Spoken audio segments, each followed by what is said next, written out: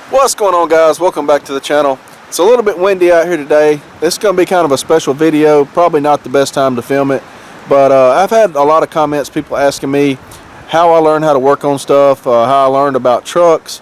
Did my dad used to drive a truck, how I got into trucking, that sort of thing. And so I want to take an opportunity to kind of describe everything and how I got into trucking and what I used to do before trucking. I briefly touched on it in a few videos, mentioned I was an auto tech at one time, but this video is going to go a little bit more in depth and kind of describe some things and show you guys some interesting projects I did in the past 15 years ago and whatnot. So if you're interested, hang around, watch to the end of the video. You'll probably see some pretty cool stuff. Hopefully it's not too long of a video and boring of a video. Alright, so in the 70s, my dad was an aircraft mechanic. He was in the Navy, and he worked on the radial aircraft engines in the Navy. I think he was in the Navy for about 6 years. This was before I was born, so I don't know much about it. After he got back out of the Navy and become civilian again, he wanted to do something, a career choice that I guess, you know, he thought would pay well in the future, and he turned to automatic transmissions. And he started rebuilding automatic transmissions. I don't know, I guess in the late 70s, maybe early 80s. I'm not exactly sure when, but it was before I was born. And so my whole life he rebuilt automatic transmissions. Now he no longer does that, but he had a job working for a place, and that's what he did, rebuilt automatic transmissions. Now where I'm standing right here, where this picnic table is, there used to be a 12 by 16 portable building here, and it was a building that he built. He didn't have any money, so he did a job for a guy, I think, that had a bow and arrow, was a story on it. He did a transmission job for a guy that had a bow and arrow, so he traded for a bow and arrow, and then he found a guy that had a sawmill that wanted the bow and arrow. He traded the bow and arrow to the guy for to cut the lumber for the portable building that used to be here. I have some pictures on the wall in there, I think, that shows the portable building here, but it was just made out of wood and plywood siding and everything. On the back side of the building here, there was a lean-to, had the air compressor up under, and had oxygen and acetylene bottles and stuff up under there for doing any cutting. And then we had a welding machine. I actually still have the welding machine out there that I first learned how to weld on. I'll show you that. So in this portable building where I standing right now, this was probably 25 years ago, and he would you know, do side jobs and stuff after work and whatnot on the weekends and build transmissions and stuff, and we would put them in, and that's where I originally learned the automotive side of things. Initially I was probably only 10, 12 years old when I was doing this stuff. I think I was about 14, and we built this shop here. I had a lot to do with this shop here, and we're going to go in there and check out some stuff in a little bit. I'll tell you more about it. First I'm going to walk you around and show you a couple projects I built while I'm out here.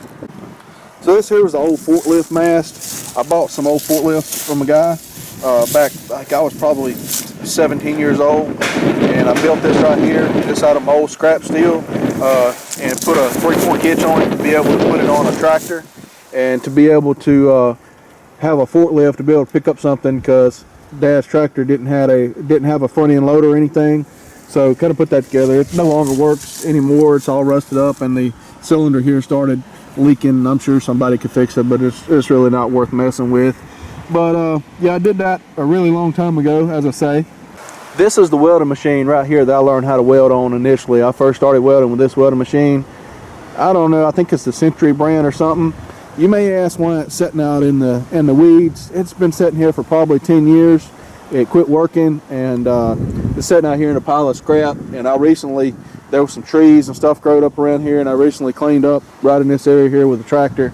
Didn't video any of that or anything, but so that's the welding machine that I originally started learning how to weld with, and it didn't weld very good either. It stuck the rod a lot. You'd have to turn it up way too hot in order to get it to work. There's literally pieces of transmission cases, pieces of transmissions laid out everywhere out here, kind of in our scrap pile where they got put. There's a few more transmission cases there, Foil 60E cases. There's some more transmission cases here in this pile. It's been like 10 years, over 10 years since I've seen any of this stuff. I don't know what all is out here. The front wheel drive case over there, transfer case half, bell housings. It's a Ford E4OD case out there, looks like. I don't know what that is, C6 or something. It's a Dodge case there. Another transfer case half, overdrive unit off a Dodge. So this tabletop here you see, that is basically some old boards with a piece of heavy sheet metal over the top. It's been used for target practice. That was the teardown table that used to be in the portable building I was describing. That's what we used to use tear transmissions down on. Here's another pile of transmission cases. You would think that we never threw any of them away, by as many of them as there's around here. A lot of these, the cases were no good and were replaced. Some of them just, we closed shop down and whatnot, was leftover stuff. But there was actually, we actually hauled like 2 trailer loads of transmission cases to the recycling place. And this is just kind of some that didn't never get anything done with. But yeah, we didn't throw a whole lot away as far as, you know, old stuff like this. It just really usually wasn't worth it to make the trip to the scrap pile until you got a whole trailer load. So that's why there's so many laying around. Need to gather this stuff up and get rid of it probably at some point. But this is a tractor boom pole that I built to pick up things, heavy things, with this tractor before I got a tractor. So this is the back half of a Freightliner FLD. I think it was 97 FLD. Me and a friend went and halves and bought some trucks. When we decided to get in a trucking, and we were going to start a trucking company and whatnot. Wound up not working out, and this truck here was wrecked, and we split everything up, and this is what I wound up with. It was the back half of this truck, some axles and the transmission, and the front half over here. He kept the cab, a haul for scrap. It was squished, and so that's what this is. There's the transmission sitting right there. I'll do something with this one of these days. I tried to sell the transmission, and I tried to sell the rear ends there, and been a big waste of time trying to sell the stuff. I don't know what I'll do with it. Probably eventually haul it off for scrap or something. So what I was going to tell you about this shop right here we built, I tried to get my dad to build it taller whenever we built it, and he didn't want to spend the money on the post and the tin to make it taller.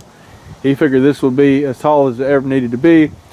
Turns out it was not, but anyway, so this is how the shop got done. The trusses were used. There was some new chicken houses being built in the area, and they had a couple of houses up, and we had a big windstorm come through, a thunderstorm, and blew down, I think it was 2 complete houses of trusses, and the insurance company for that place that were building the chicken houses paid all those trusses off and covered it, and then the guy sold the trusses I think for like 50 bucks a piece or 40 bucks a piece. I don't even remember. Maybe it wasn't even that much, but anyway, so these trusses are 43 foot wide, and where mine's only 40, but these are 43, and so we didn't have a way to haul them. Went over there and we cut them all in half with an angle grinder, and then when we got them back home, we put them back together with boards. And so that's kind of how this shop was built. We didn't have anything to pick the trusses up either, so we dug holes in the ground with post hole diggers, and before we put the concrete and everything, and we used a piece of 4-inch pipe. We had like 3 guys out here, and we picked the pipe up, put it in the ground, and then hang a come along up the top of the pipe and pull the trusses up that way and set every one of them. It took us a while to get this whole thing done. Didn't bring any equipment or anything like whenever I did my shop. More transmission cases, more transmission parts. That transmission case right there, or that unit, that core unit, that's actually a special unit I bought to put a V8 into a Ford Ranger. That's a C5 transmission that came out of, I think it was 83 or 84 Ranger. You can actually buy the aftermarket to go on a C4 transmission, the tail housing and output shaft, and you can put a 302 or 5.0 bell housing on that, or you can put that tail housing there on a C4 if I'm not mistaken. It's been a long time since I messed with that. The transmission's been there for years. I'm supposed to have a 48 RE core somewhere out here for my Dodge. I think I see it over there. Well, there was my core. It looks like Dad's done tore into it and robbed some parts out of it, and the rest of it's rusted up, no good.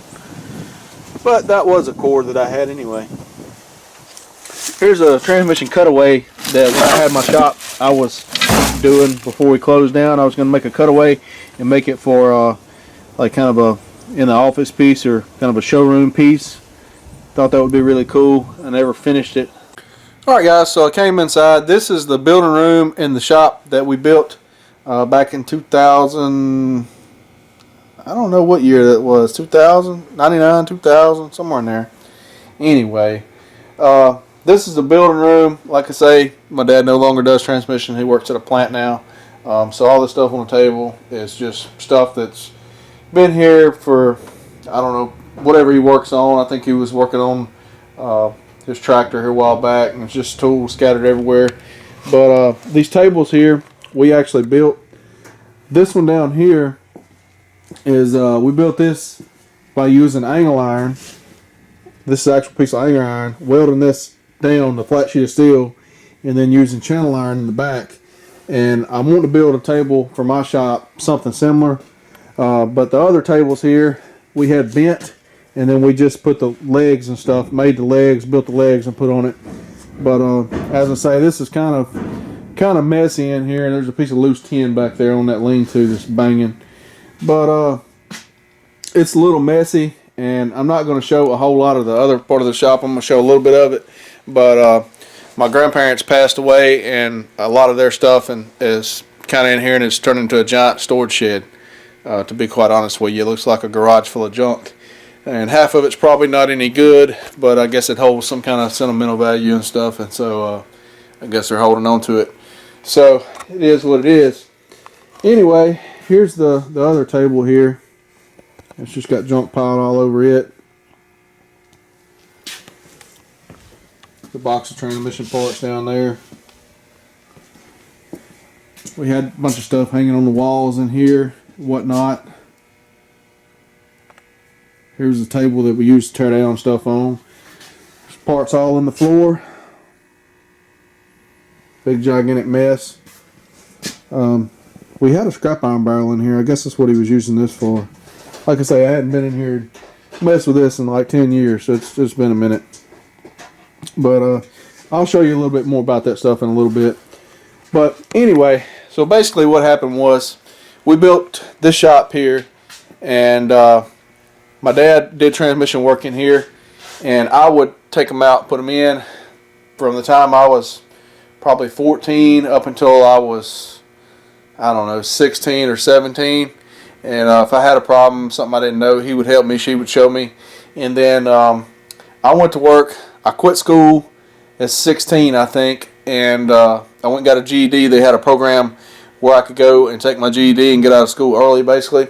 And I pretty much knew by growing up in this line of work that, you know, I'd probably be working on vehicles and stuff is what I would be doing my whole life. And so anyway, there was another guy we knew that had a shop, because this shop here didn't produce enough income for two people, barely enough for one, and that's the reason it's no longer open. And so anyway, it's built at his house out in the middle of nowhere in the woods. And so I went to work for this other guy at an automotive shop, and I would work up there, you know, at 8 to 5, and then I would come here, and if Dad had something for me to do, I would, you know, help him out or whatever in the afternoons, and on the weekends, that sort of stuff. And so eventually, I figured out that I wasn't going to make all that much money doing, you know, general mechanic work and whatnot, working at that other shop. It was based on book time. It paid good, you know, hourly, but it was based on book time, and it was in not that big of a town either. And there was two other mechanics, and when things got slow, you just didn't have a lot of income coming in. There'd be weeks you could make $1,000, and there'd be weeks you made $300. You know, 'cause there's just not enough work to go around, especially it seemed like in the wintertime and whatnot. So I figured out that that wasn't really getting me where I wanted to go, and so I tried to quit and do some other stuff. I quit one time, and I went and did like shutdown work and meals and whatnot, and that sort of thing. And then that really wasn't steady income. I worked on a carpentry crew for a short period of time. Figured out that wasn't great either. It didn't pay that well. What else did I do? Oh, I had a friend of mine I met this guy through, he had a broke transmission. And he came over here, and me and him got to talking. He was about 5 or 6 years older than me. And he had a broke transmission in a Ford Ranger. And we fixed his transmission. Me and him become pretty good friends and whatnot. He was actually in the electrical union. He told me I should go and try that out. That electrical union was pretty good. So I tried that out. I went to the electrical union and the closest town to me, which was like 50 miles away. And it was taking, I had a 2000 model F-150 4. That thing didn't get very good gas mileage at all. So it was taking half my paycheck to buy gas to get there. And this was around 2005, maybe 4 or 5. I think around 2005. I'm thinking. I may be off on my dates a little bit. It's been a long time ago. But anyway, so I was doing that, and then it just wasn't really working out. And the contractor, the way the union hall works, you have different contractors that works on the union hall. And I was just an apprentice. They were paying me like $8 an hour. So I was actually making less money than what I was doing working automotive work. But my goal was through a 5-year apprenticeship that, I'd be making a steady paycheck, $800,000 a week. And then I could go to work anywhere I wanted to. And so I was getting paid and training on the job. So anyway, I didn't do that but like 4 months or something. I got laid off from that contractor. So the union hall sent me to another contractor. I went to talk with him. He said, yeah, we need somebody. We have a job lined up that's going to be like a short job, 3-4 weeks. And but it's 50 miles from here, which was 50 miles from where I lived at already. So it was going to be over 100 miles one direction from my house. And I said, well, do you allow, your employees or apprentices, whatever, to ride in a company truck? He said, no, you'll have to figure out how to get there or whatever. He wasn't paying no per diem or nothing. And I think my check was like $260 a week or something at $8 an hour, time they took taxes out. And I figured it up. It was going to cost me like $200 in gas in order to do that for a week. And I was going to make like $40. I mean, it wouldn't cover my expenses. And I said, man, I can't do this. So I called the union hall, told them I was done. And I went back to work for the same guy, basically back in the automotive line of work again. And then did that for a couple more years, I think it was. And then that's when I decided to open my shop. But anyway, so that's, like I say, when I went back to work for the same place again, I worked there a few more years.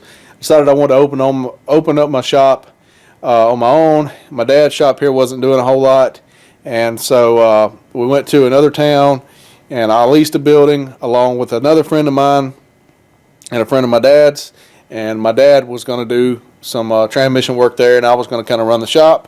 And then the other partner, he was just kind of financial partner, financial backer, and I was doing all the other mechanic work. So anyway, we had that shop down there. Closed this shop down, my dad did. He came to work for me, basically, and the other guy that was a financial partner. I ran the office and the shop. The other guy, he would do the paperwork and stuff in the office at night and whatnot. He had another job. And I would do like the normal automotive stuff and let my dad do the transmission stuff that he'd been doing for 30 years or whatever. And so that worked okay for a couple of years. But we were on the back side of town, and it was a little hard to get business because we were on the back side of town. The reason we were on the back side of town is because we found a building, a 40 by 50 building for a lease that was like $700 a month, and in town they wanted $2,000 a month, and just didn't have a whole lot of capital to work with. And it seemed to make sense at that time to take the $700 a month because we wasn't sure how the business was going to go, and as I say, we didn't have a whole lot of capital to work with there. So I had one of the parts washing machines that I sold whenever I closed that shop down, and I had a 14,000 pound 4-post lift that left in the shop and sold to the landlord at a pretty good discount because I had nowhere to move it to. I had no use for it, nowhere to put it. And so anyway, the landlord agreed to pay us for it for a discount, and pretty good discount. And so that's how that worked out. I did keep my scan tool. I still got it up here. So this is my Snap-on Solus Pro scanner. I have no clue if it even works. I let Dad have it, or let him use it whenever we close that down there, because he still wanted to be able to do some stuff up here if he chose to, whatnot. And you know, he did a little bit or whatnot after we closed that down back up here, but not a whole lot. As I say, he's working at a plant now. I don't know. This thing's like $4,000, but it's probably worth like $400 now because it's out of date. You have to pay to get it updated. I think it's updated to 2008 or something like that. I have no clue. I really don't know. It's been a long time since I've seen this thing even. But I don't even know when the last time Dad used it, to be honest with you. I doubt it'll come on. I don't know. Figure the battery's dead in it. I'm sure he probably didn't keep it charged up.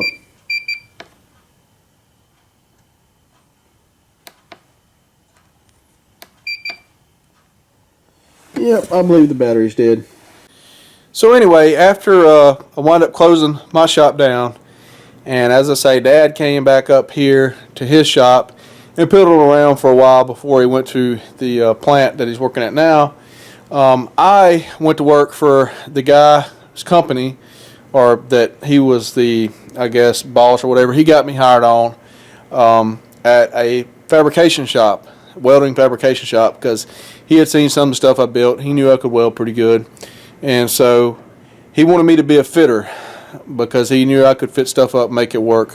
And so I would fit stuff up and I would weld it whenever there wasn't, you know, they were short-handed. I would weld, but for the most part I was a fitter and welder second kind of deal. And so I did that for a while, and then you know, it wasn't working out really. I wasn't making the money that I wanted to make, and I had an opportunity to go to a mill and work as a millwright, and I had some experience based on working the shutdowns several years back, and then being in the automotive field, had some experience working on stuff, and then being in fabrication, welding fabrication shop, had the experience there. And so I went and applied to be a millwright. And I'm trying to think if I'm leaving anything out here in between that. I don't think I am. Maybe I am. I'm not sure. Anyway, so I got hired on as a millwright, and I did that for a while. And then I was there like a couple years, I think. And I know that's totally different being a millwright. They teach you like basically everything that you learn how to do things in the automotive world and the tight clearances and stuff. It's kind of backwards there. They kind of want stuff thrown together, and I can go more into that in another video, but in order to make the machines and stuff run. But anyway, so I did that for a couple of years. And then I don't know, it was shift work, swapping back and forth. And it was always hard for me to go to sleep and stuff on the days that I had to work days, because I had to be up at 5 a.m. to go to work. And you'd work nights one week, days one week, and then you were off for like a couple of days in the middle of the week and stuff like that. So it was a little bit difficult to get used to. I was on shift work, as I say. Anyway, I had a couple people I knew that had trucks, and I was talking to them one day. I was going at the same time I was working the mill.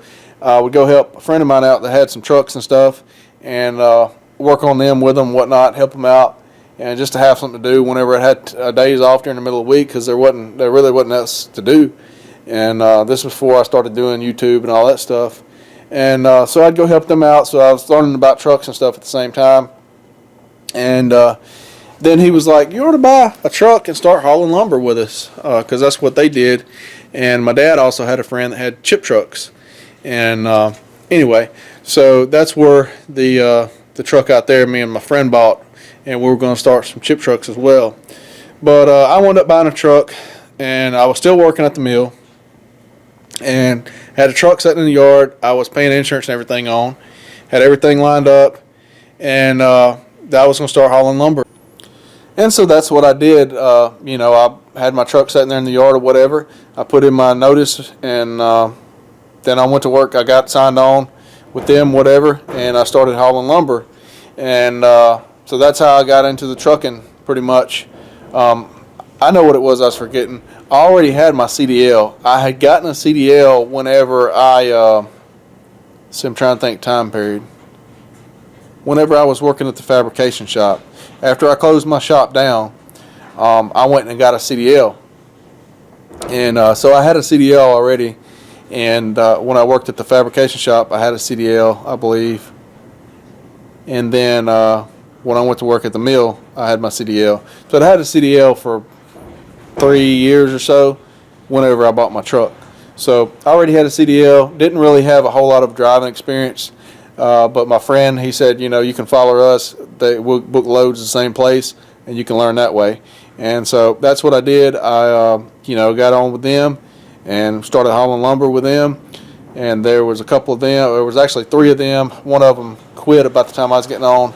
So it was 3 trucks going to the same place. Usually we'd try to book loads when we could go in the same place. And I had no clue where I was going. And so I followed them around for a while till I kind of learned things, figured things out. And so that's kind of how I wound up in the trucking.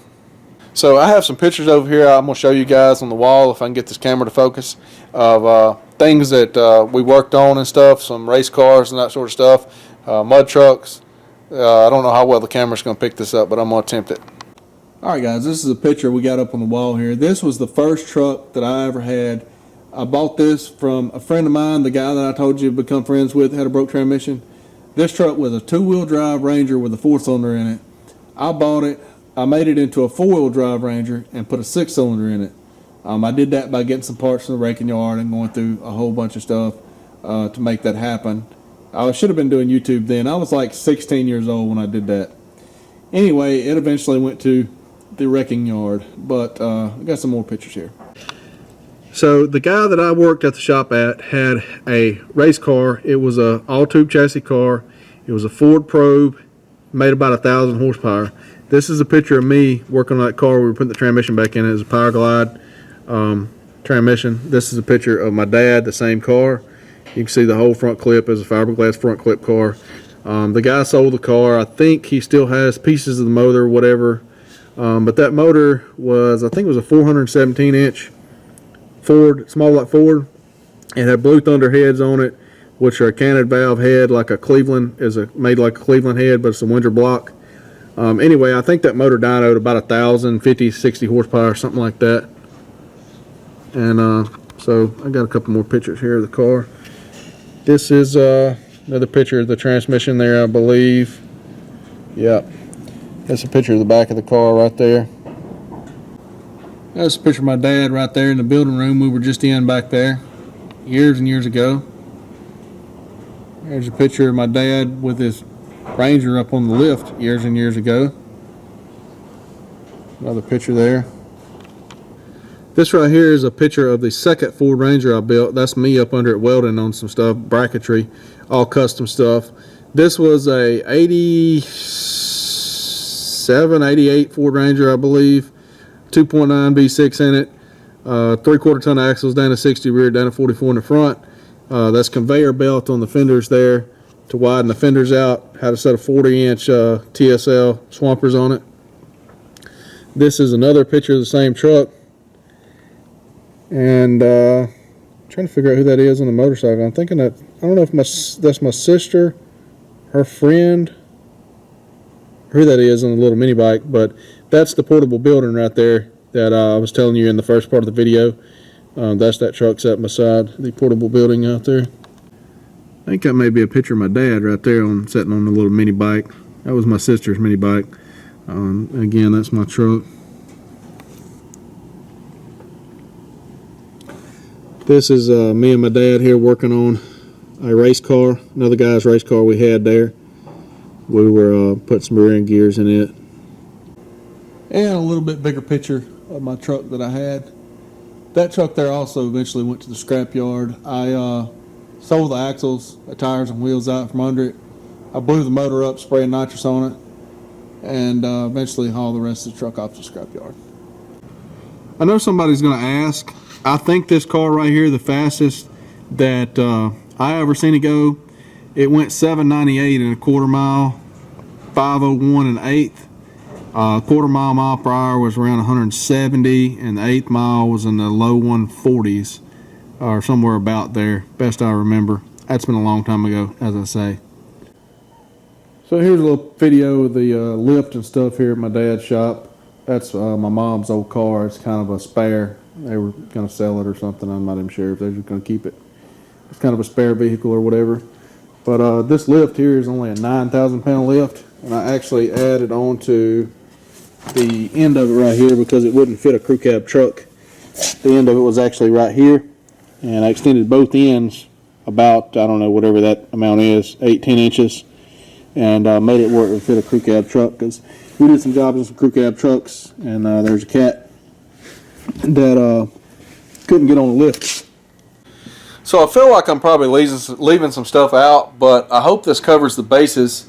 So I've got experience in you know, the automotive, welding, fabricating, millwright, some transmission knowledge. Then I got into trucking, and when I got into trucking, I knew that would give me an advantage in order, because I could fix my own truck, you know. So I knew I was already kind of be ahead of the game, taking the knowledge I had from, you know, the automotive industry and the millwright stuff, as well as the welding, fabricating, and tying it all together and getting into trucking, because I was already helping my friend with his truck and stuff. And that, you know, whenever my truck broke, that I would already be ahead of the game and would know how to fix it. So that's kind of how I wound up in the trucking deal. And you know, I guess the trucking and then the job I had at the millwright, I guess, was probably the best two jobs I've had out of it, as far as you know, freedom and whatnot, having days off during the week so you can actually do some stuff, which trucking gives you. You know, you can kind of take off and kind of do your own thing if you got some stuff you need to go handle, business and stuff. So I really like that aspect of it. But I wish I would have been doing YouTube back then. I think I would have had better content, probably be better at editing and stuff, and would have a lot bigger channel now. But basically, the way we used to do it is we tore down the transmissions here. We had 2 wash vats. Nobody ever does that.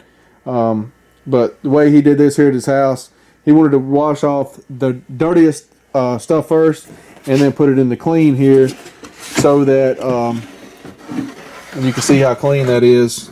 You see all these sunshell thingies here? That's what they're called, a sunshell. See all this pile of them back here? We used to replace one in every transmission we did. These are in GM 4L60E transmissions and 700R4, most commonly in a 4L60E when they would break. But they would break in 2 ways. They either break right around here, or they strip out. As you can see, this one here is stripped out. So if you ever had a GM 4L60E transmission, or 4L65E, 700R4, that you put it in reverse and it made a popping noise or a grinding noise and it didn't move anymore, most likely that's what was wrong with it. And so we replaced, every time we did a transmission, whether it was broken or not, we put a brand new one in it. See, there's nothing wrong with that one. We put a brand new one in every time, just to keep from, you know, there's nothing wrong with that one yet.